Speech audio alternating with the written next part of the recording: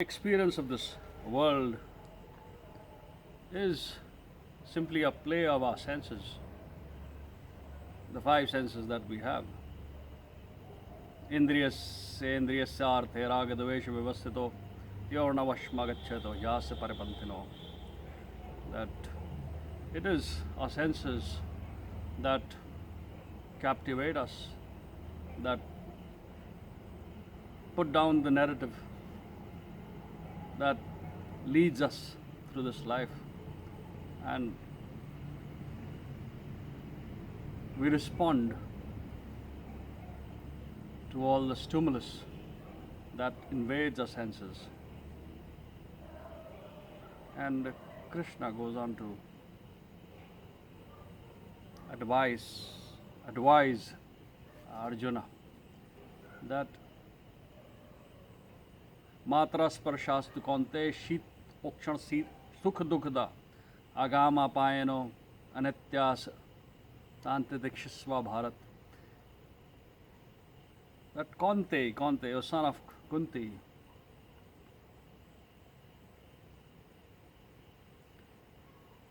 this life is basically built upon our impulses, upon our sensations, upon the nerve endings. Matra sparshastu. It is how things touch us, how we touch things. Shitokshan sukha dugada. And therefore, the cold, the heat, sheet kshana, the cold and the heat, sukh dukh, the pleasure and the pain, the happiness and the sorrow, is one and the same. Agam apayano anityas. It comes and it goes. It is not permanent. Anityas. It is not nitya satya. It is impermanent. Just like this situation we have at hand. It is not going to be forever. Agam apayano anityas. Antitikshasva Bharat. And, O Bharat, O son of Bharat, you should, in the line of the progeny of Bharat, you should know about this. And you should be able to tolerate these ups and downs of life. Yam hina vyatanyate purushrishab. Yam hina vyatanyate purushrishab sam dukh sukham dhiram somritvaya kalpate. And that person, oh, men amongst men, he is referring to Arjuna, Krishna,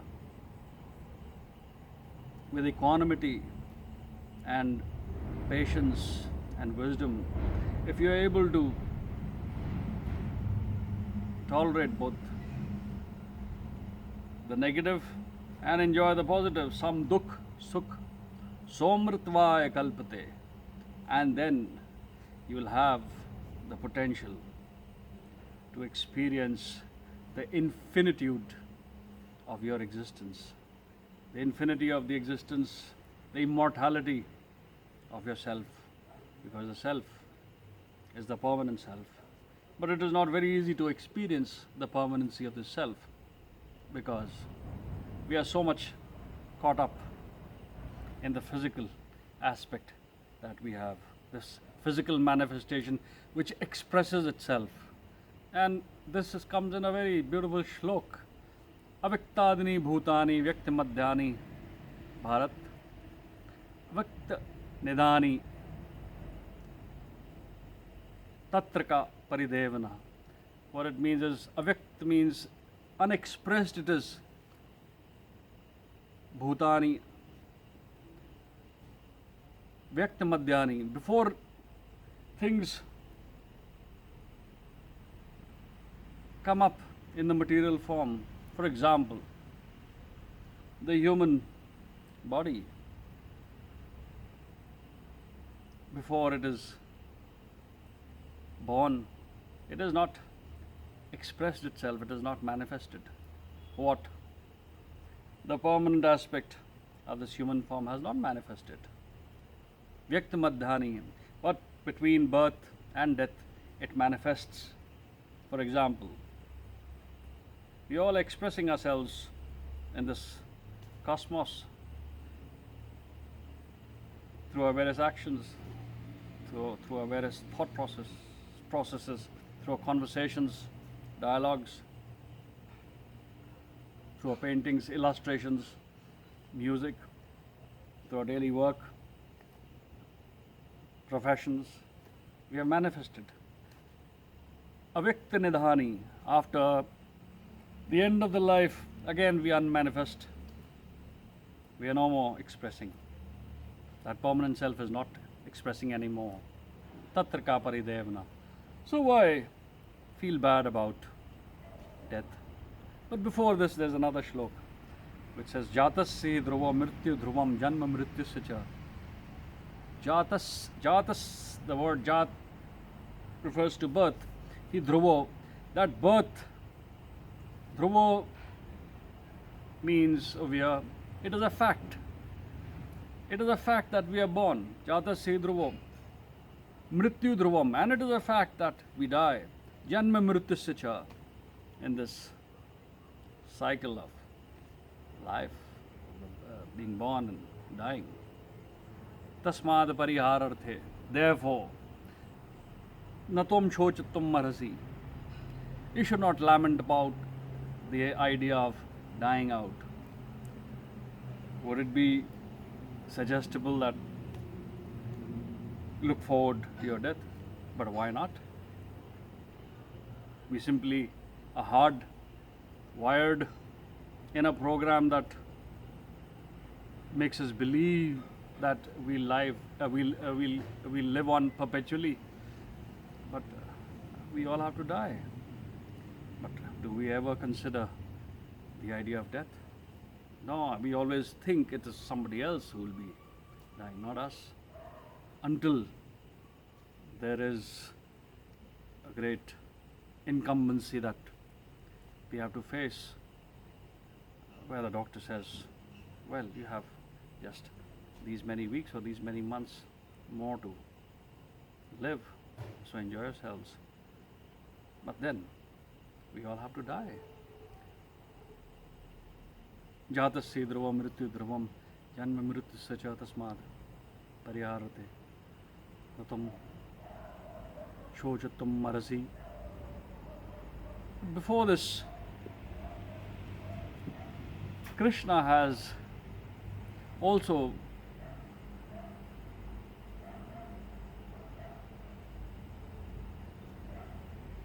alluded to the idea of rebirth, to the idea of the permanency of the soul, and he says, Natvevaham jatu nasam.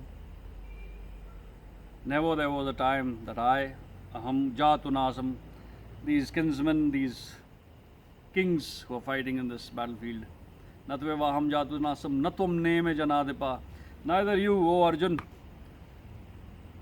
these kings or I, there never was a time when we were not around, and there never will be a time when we will not be around. We'll keep coming and we'll keep going. And that's where this idea of expression of the self happens. We keep expressing ourselves in different forms, in different ways. And this is the permanency of the self. It is before the age of the universe. I believe that was 14.5 billion years, as you know it in science. And it'll always be there.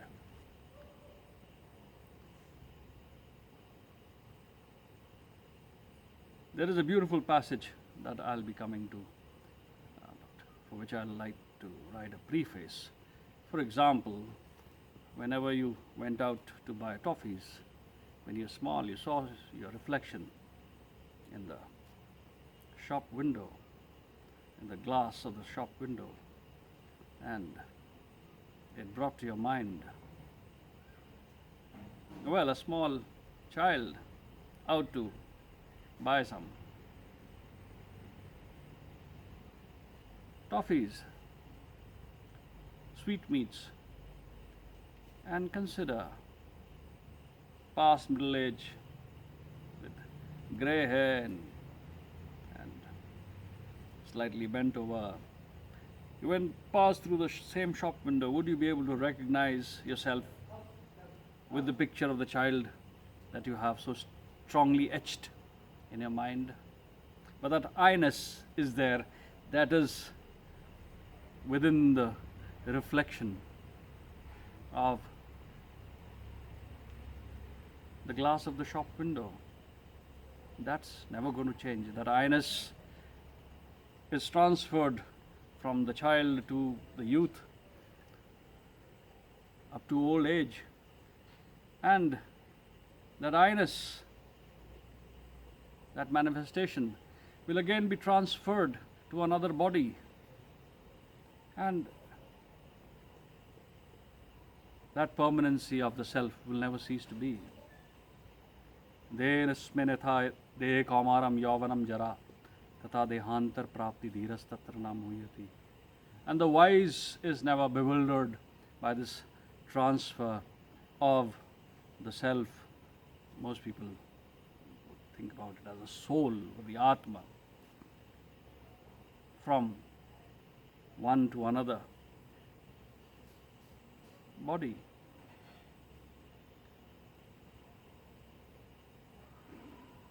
This delves into the permanency of existence.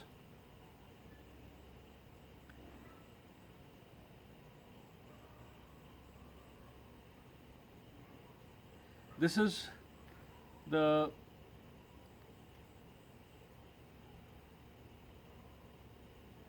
former aspect of the second chapter of the Bhagavad Gita, where you get these snippets that would describe a little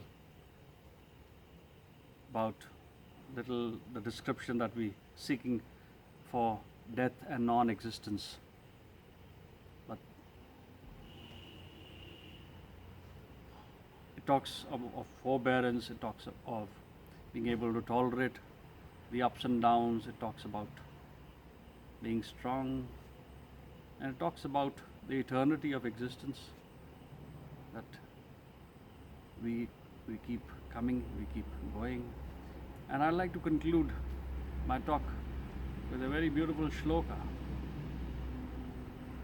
Jatasya dhruvo.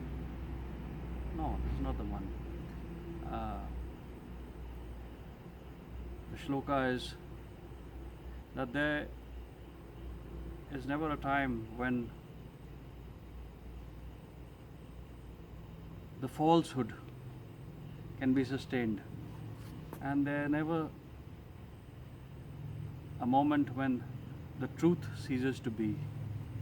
And both these aspects, the false and the truth, the false being the material self, it's a blatant denial about the reality of this human facade, or this material facade. This is false. It crumbles down. The universe has got a certain finite age. It crumbles down. But there is an eternal principle that governs this entire existence, upon which this entire existence rests, and that is the truth, that is the Nitya Sat, the permanent truth, the principle which is immortal. And that is how we are. It is within us. Na sate vidyate bhavo, na bhavo vidyate sata, ubhayuropi drishta, tve anayos tattva darshabhi. Na sate vidyate bhavo means the false never sustains, it cannot carry on. Na bhavo vidyate sata, and the truth never ceases to be. Of these two, the seers, the wise, through deep introspection and contemplation, are able to figure out and give everything its due significance, due importance. So we should not be too much worried as to how we're going to make it, whether we're going to fail, whether we're going to live, or whether we're going to die. It does not really matter, because there is a permanent self to all of us. And in this we can rejoice, in this we can feel, we can experience the peace and the equanimity of this existence. And that was a mosquito, by the way. So I will conclude my talk, but I'd like to continue with this in the coming video, in which I'll be talking about the latter part of the second chapter. Thank you.